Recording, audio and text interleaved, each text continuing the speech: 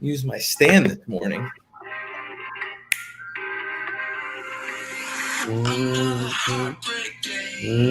Good morning, Nudelberg Daily Huddle, Monday. Just listen to this song. Sun don't shine, shine. Too many passengers roll by like limousines. It's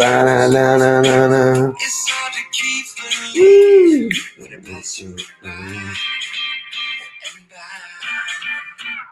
I know your heart been broken. Anybody's heart been broken? I know your prayers ain't been answered yet. You better be praying. I know you're feeling like you got nothing left. Well, it ain't over yet. Lift your head. It ain't over yet.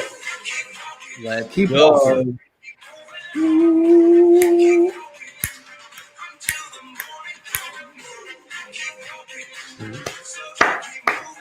Keep moving. Just keep moving. August is here.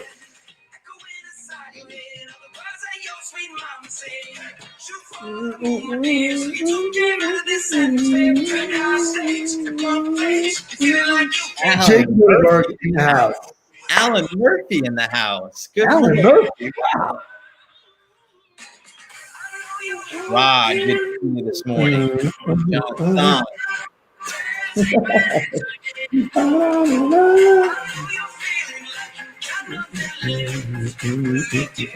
Lift your head. good morning. It ain't over yet.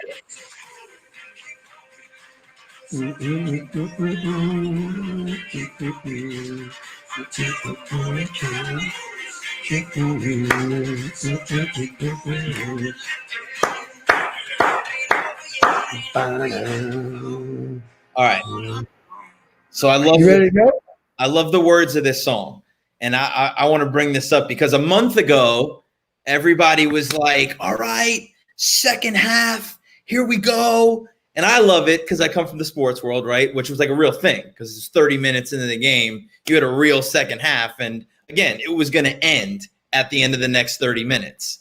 So let's just say, for instance, okay, you were like second half, July, here we go. And then you got hit with a real hurricane, not like the hurricane that we were supposed to get this weekend, but you got hit with a real one. And you had a horrible month, right? Like, oh God, just debilitating July, right? Well, guess what? August 1st, you could say the second half of the third quarter, you could say whatever you want time-wise. It doesn't matter. It doesn't matter. Control the controllables. Whatever happened, it doesn't matter. Go deal with it now and go get after it today. So it's August and let's go. I love that. A quick shout out to Miss Michelle Esposito. Today's song is courtesy of her library. It's a guy named Toby Mack.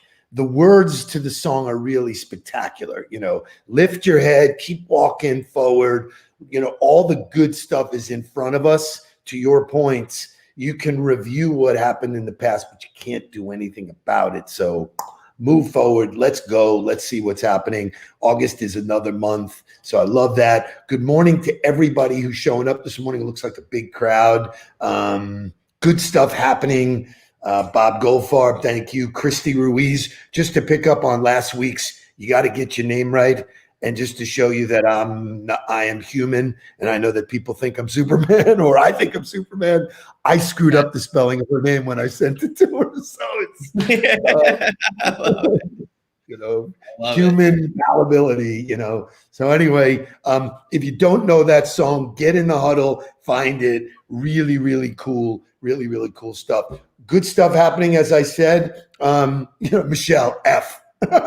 Yes. For those of you on this day, August 3rd, 1949, the NBA was born. They took the two rival leagues, the Basketball Association of America, which was the BAA, and the National Basketball League, which was the NBL, and merged them to form what is now known as the NBA. And if you have not watched the NBA games, I beg you to watch them, and here's why. innovation beyond imagination. Microsoft is sponsoring courtside seats, which are all individually licensed Zoom seats. So there are live people watching the game, cheering. There are celebrities. Chris Bosh was watching the Heat game the other night. Thank you, my son Jake, who is an NBA junkie, for forcing me to watch that. Really, real cool innovation. Why doesn't everybody do that? I mean, baseball's got cardboard. NBA's got live Zoom seats. Come on, guys. You want to know why baseball ain't happening? Take a look.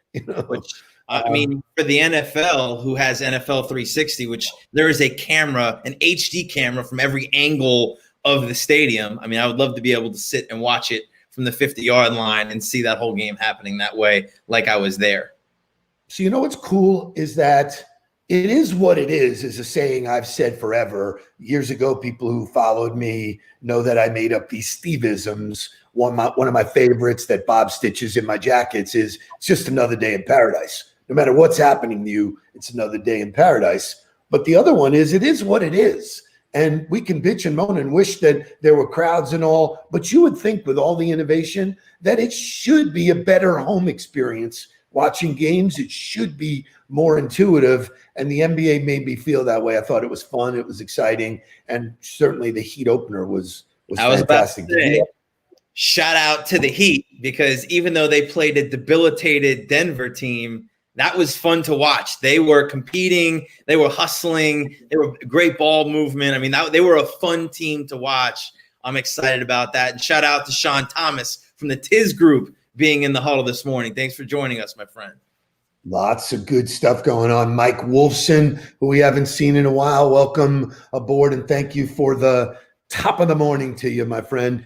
In more Florida news, we know that we skirted it this weekend. It was a complete nothing. I don't know about you, but Michelle will share with you. I was disappointed. I was looking for some fireworks. I was like, come on, man, light up the sky, show me some shit. I mean, I had to bring in everything from the balcony, like we're up on the 7th floor. Like, you got to bring everything in from the balcony. So like all of this shit is in my apartment, and I'm sitting here like, why? Why is all of this stuff in here if it's raining outside? I wish it was raining in Palm Beach. It didn't even rain. It was like this is what we were waiting for. This is kind of crazy. But as I said, in more Florida news, which somebody posted a meme, which was really cool, is like, oh, there's a hurricane coming. That's the most normal thing that's happened in 2020. So right. Preparing for a hurricane. But for those of you who remember a couple of weeks ago when Twitter got hacked and some major names, their accounts got hacked and they were talking about Bitcoin. Wouldn't you know that that's a 17-year-old kid from Tampa? Thank you, Florida, again, man. Just solidifying the fact that you can type in Florida and then it doesn't matter what you come up, you're going to get a good story after that. Florida man, Florida teen, doesn't matter. Florida and fill in the blank after that. You will find something fantastic on Google. Incredible. Keeping with the theme today of Move, that song's name is Move. I want to talk about cars, just in the something rare, something you did not know, something that may help you start a conversation with somebody else. When we were kids, you had these little things called Hot Wheels. Mattel came up with Hot Wheels after a lot of success with Barbie. Well, who knew that collecting Hot Wheels is a multi-million dollar business? By night, Bruce Pascal is a successful real estate executive who brokers multi-million dollar deal. By day, he does commercial real estate. By night, he buys as many Hot Wheel cars as he can. He owns the largest collection, which is 7,000 cars. Now, can you imagine 7,000? With an unbelievable value to it. And so that makes me want to go back to mom's house and like pull out all my toy boxes and be like, wait a minute, what do I have in here that's worth a couple grand? Because and I used to love Hot Wheels cars when I was a kid. So I think a lot of that. So here, listen to this stat.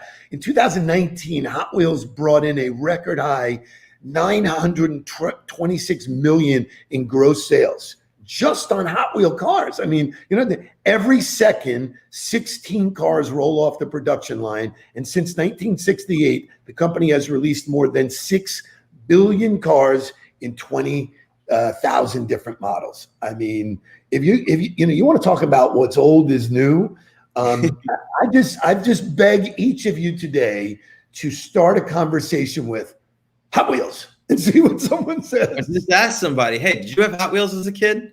And see what they come back with. See how they feel. I can remember actually having the track that did loops. Yeah, you'd sit in your car and do loops and crazy shit. Good. So we're doing good. We got a big start, a lot of energy on Monday. I do want to recap what we did last week, which the recap is always very significant because all of this stuff is available on the podcast channel now. So you can go back, and we're putting stuff out there that I think everybody has the opportunity to learn from. And I shared this with Jason Muntner on Friday when we had lunch. Every time you learn something, learn it as if you're going to teach it, and then go share it with somebody. The minute you share it, right, you own it. It becomes part of your DNA. So last Monday, we talked about sleeping, the power of sleeping and those habits. Tuesday, we talked about complaining, and Michelle said I was borderline complaining that we were not having any action from the hurricane this weekend. Wednesday was the 6 thinking caps, and I beg you to go back and review that. Mark came up with 7 keys to being tough in business, which got a lot of traction. And then Friday, we talked about Mark Cuban's 12 rules of success. Somebody all day today, share with me what information you took from last week and shared with your friends, your family, your colleagues, because that's where it gets real. Any comments there, Doctor? No, just glad to be. I love that we're reviewing it because we can go back to it, and it's a reminder for everybody that some of the stuff is ours and we've created and it's our content, and some of it, like Mark Cuban's 12 rules, is stuff that we're just sharing and adding our 2 cents to it. So for those of you who feel like you don't have time to do the professional development or the personal development, it's there for you in 20-minute increments. So anybody that that's like, I don't really have time to here's 20 minutes. Go. You'll find one nugget in there that you're able to take and get better at. Lee, I actually brothers or father son. Who asked that? Lee. Hey, Lee, how are you, man? That's great. We are father and son. So there isn't one day that goes by that somebody, and it happened first thing this morning, Joe First, my friend who's a regional VP at Hotwire, sent me a note. He said, I watch you every morning, and I cannot wait till I get the opportunity to do what you do every day with your son. And trust me, everything that you see here is genuine and real. We had dinner Friday night. Family dinner is a tradition. And, I started out saying to the women at the table, hey, I'm going to try not to talk, all about business. And both of them went, bullshit. We know what's going on here. Anyway, so I spent Saturday morning listening to the Huddle on podcast. It really translates really well. Yeah, I'm really very pleased with the sound quality, and it's sort of made for that, the way that we banter back and forth. So it really is an enjoyable. So if you're on the road or you're somewhere where you can't watch in the morning, definitely do that. Now I'm going to jump into the topic of the day, which stems from 2 conversations that we're having all the time. So everybody knows that I think the number one way to secure a first touch is with coffee. And for years, my thing was a handwritten list of 50 people that you want to have coffee with. 50 cups of coffee list. I started it early in my career. I'd look at every guy and go, show me your list of people, because to me, it's sort of correlated to the Paul Revere rule. It was not selling, it was telling. Hey, let me just get in there and have a conversation with you, hear what your story is, you hear what my story is, and only good things can happen. So really love that. Well, we started teaching virtual coffee a couple of years ago because you could cover much more ground. And so this paradigm came up between coffee, people reaching out for coffee, and then really reaching out to try and do something that drives me crazy. We talked about this in a couple months ago in the huddle. A pet peeve: when people call to ask me to pick my brain, done. Yeah. So I think you're saying is I don't let people pick my friends. I don't let people pick something else. I'm definitely not going to let them pick my brain. You ain't picking my nose. You ain't picking my friends. You ain't picking anything for me. No scabs. No. So the article that we're referencing talks about, when somebody asks you to pick your brain, they're really just asking you for free information. And my dad, and we talked about this prior to the huddle, but like we always do, we have our little huddle before we get into the huddle. And as much as we talk about giving and being able to give without, any kind of thought of having it returned to you, and give to get and all of those kinds of things, there is a difference between somebody reaching out to you that only wants to take from you and the way that makes you feel. And so I know, in our trainings, when we work with people and we talk about, listen, the only thing you should be selling initially is a virtual cup of coffee. If somebody won't sit down to have a virtual cup of coffee with you, they're never going to do business with you anyway. And the response sometimes is, well, why would somebody want to have a cup of coffee with me, right? And the whole point there is you have something to share. I don't care what experience it is. I don't care if you've been a great fly fisherman for 25 years. You can share that experience of fly fishing and how you got good at it and what you did with it, with the opportunity for somebody else to learn from it, in order to share stories with people, not to pick somebody's brain in order to be given something without return. But my proposition to somebody on having virtual coffee is I want to share stories. I come from a coaching background. I've got all these experiences that have led me to where I am at 34 years old. Let me share some of that with you, and you can share with me, and maybe we'll learn from each other. Well, I love this because the clue is when I get an inbound, either on LinkedIn or a direct email, because by the way, I leave my cell phone and my email very clearly printed. I don't make it like it's a guessing game how to get in touch with me. I want people to get in touch with me. So I welcome that opportunity, but they'll do it with this. I've got a quick question. Woo, woo, radar. The radar. I want you to tell me something that I'm not willing to pay for. So it's interesting because it informs for me and for Mark. People say, well, what does it cost to work with you? And I always turn it around and I say, well, what is it worth to you? I know if I give you a price that you cannot pay, well, then what's the point of the conversation? So I want people to have skin in the game. I want people to invest in themselves. But the reality is, if you can't pay it, then you can't do it. And so that informs me where I do pro bono work, which I do. That informs me about what someone should pay. So I say, all the time, and anybody who is a client of mine can chime in here and say, hey, that was the exact way we got started was, what's it worth to you? What do you think you want to pay for this? And once you figure it out, then we can have a relevant conversation. We don't have a price sheet. We don't have anything because we do believe we have information to share. So I guess the point of all of this is, our number one, and I'm doing a networking class this morning for the Diabetes Research Foundation. Kudos to them. They want to get better. They want to learn. So I have the whole group there, 20 some odd people, and they want to learn the basics of networking. And the basics of networking have changed, and virtual networking is certainly different. The coffee mentality really works. Why?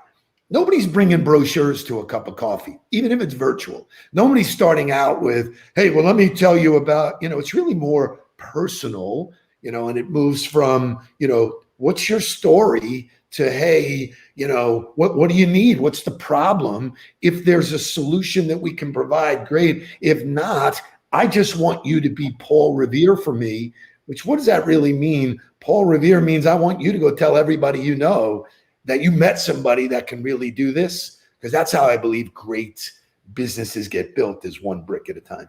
Well, yeah, I think in the world, it's so funny to me because The lifeline of business is sales. You could have the greatest product in America, but you're not making any money unless it sells. So, and then in order to be great at sales, you have to be you have to be great at telling your story and having other people share your story. You should be sharing your story and telling that story to as many people as possible. So that's where the disconnect is for most salespeople, is they get trained on, here is the product, go push the product to everybody, as opposed to saying, here's what goes in your toolkit when it comes up, when it's right to be the solution for somebody. That's what you do. But until then, go tell your story to everybody. Absolutely everywhere you can go, ride your horse with your lantern and shout it from the mountaintops about your story. So here's what's really interesting too, and I think we'll close with this. So we thoroughly believe the track is virtual coffees. It works. You know, the environment is set up for it. Most people are not intimidated by a coffee, and it's just a chance to meet a new friend and get going. And everybody's talking about it now. Everybody's Correct. talking about it now. It's not a thing that we're the only ones talking about. Like, everybody. Even go back when you left college football, I gave you virtual coffee to work with way back when, and you were like, wow, this seems like really doable. Why isn't everybody doing it? And I go, I have no idea. I really don't. I remember saying that to you. It's like, I feel like, I figured it out. Why isn't everybody figuring it out, So I want to switch the gears and close with one thing. When it comes to finally doing business, the finances or the exchange of value doesn't have to be money. There are many deals that I have done where someone made up the difference or exclusively did not pay me a fee. They did so much else for me that it was worth it. So I want you to think of your world as an exchange of value, not only money, because money shortchanges you. So I think it just doesn't have to be financial. It could be so much more. And for me, it always is. And, if you're getting value incoming all the time, make the right amount of money and use that value to grow. It really is a winning formula. In that same thought process, virtual coffee doesn't have to be coffee. There are a lot of people who book a virtual coffee with me at 3:30 and then they show up with their mug and I'm like, it's 3:30, man. I've already switched to my water. You know what I mean? I've got my water mug. So whatever beverage it is that you're sharing, it doesn't have to be coffee. So many things happen in that coffee, sharing stories, planting, hey, who can I introduce you to, who you can introduce to me? So, I book them on my calendar at 15 minutes. I've never had a bad cup of coffee. Some are better than others, but the reality is I have this thing every month that I was doing called Buddy Time with my friend Eric Liebersfeld. Everybody knows Capital Lighting. He's amazing. We just developed a great friendship. We enjoy our time together. Well, it's physically hard now to get into a restaurant and do all like that. And so the reality is, the best part of it is, we just had a virtual happy hour, just the two of us. He got a drink, I got a drink. And I will tell you, it was the most fun 90 plus minutes. Virtual Don Julio.